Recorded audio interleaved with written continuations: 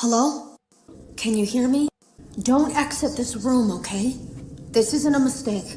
This room isn't a mistake. I had to hide these logs away from the core gameplay files, in a place that only a beta tester would look, and in a place where the files could be protected. I just really hope that the next development team finds this before the game is released to the public. This game has some kind of malicious code in it that we haven't been able to fully contain or even understand for that matter. We're over budget and out of time. But that's not the reason that we're shutting down. Listen, I have to keep this short so the file size will be small enough to fly under the radar. There are more. They may not be in order. I saw it for the first time today. There was a character I couldn't make out who it was, standing at the end of the hall. I thought it was just bugged out, so I made a note of it and kept playing. But then it was looking in the window, and not like Chica or Bonnie would.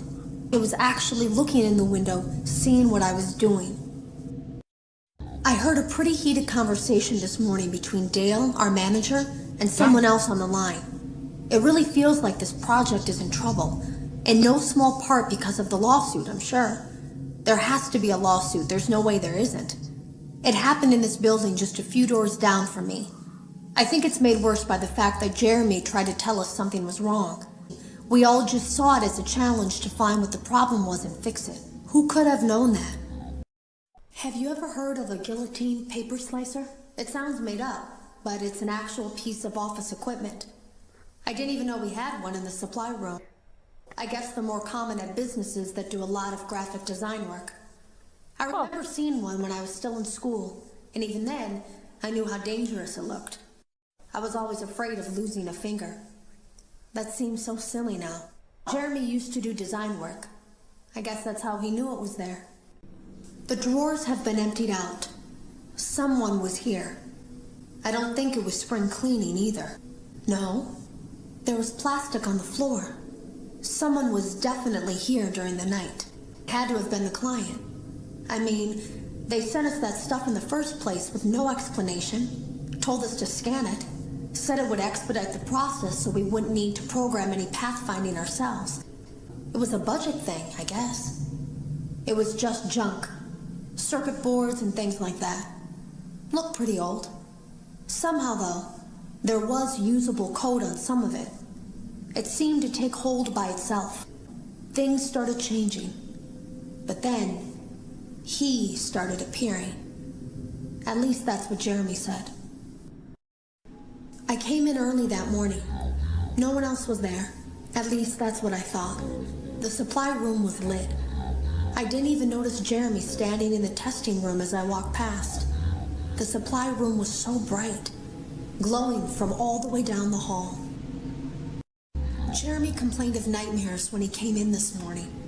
He wasn't talking about it like someone telling a friend about his dreams, though. He was pale. Looked like he hadn't eaten in days. He spent an hour talking in Dale's office, but it didn't look like he was given much sympathy. When he came out, he went directly back to the testing room. He doesn't even jump anymore, nothing scares him. He just stands there like he's talking to someone. Sometimes he rocks from side to side. We were told to leave him alone. I knew I was in line to do the testing next. They'd been prepping me for it. I guess they knew that Jeremy would need to be replaced soon. You can always tell when a company is getting ready to fire someone. They start giving out written warnings for silly things, making sure to build a paper trail and make a case for a firing. Things that normally no one would care about suddenly become grave offenses, all worthy of being written and documented. I guess it works two ways, because it also encourages a person to quit rather than be scrutinized so heavily.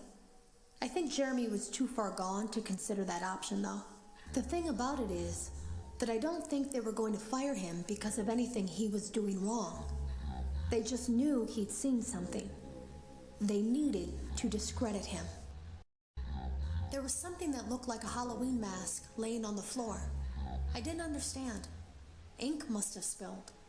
It was only then that I heard a shuffle from the testing room and realized Jeremy must be there. I went back and peered in the window. I couldn't see his face. He had the visor covering his head. He had ink spilled on himself as well. The front of his shirt looked black in the dark room.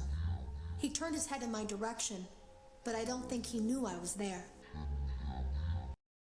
I was told I had 3 days to finish Jeremy's work, but I know it's just passing the time. They don't really expect me to do anything. It's just to keep up appearances until the buyout is complete. We have to look like we have things under control. There's another potential development studio that wants to pick up from here, but who knows what kind of lies they're being fed to convince them to do it. Against my better judgment, I'm going to do my best to see what's here, make notes of it, and try to isolate where this thing is hiding. At least then the next person that tests this will have a chance of getting rid of it. Today was my last day of beta testing, and the anomaly that I've been seeing is nowhere to be found. But after inspecting some of the files, it seems that it's attached itself to these logs. My logs. That can't be an accident. So now I have to make a choice. Do I leave these logs here for you to find, or do I try to purge this thing myself by destroying the logs? I've chosen the latter. I can't delete them. By creating a protected area to store these logs apart from the game, I effectively gave this thing a safe place to hide itself. It's in here now. I may not be able to delete it, but I might be able to do something else now that it's attached itself. I have an idea.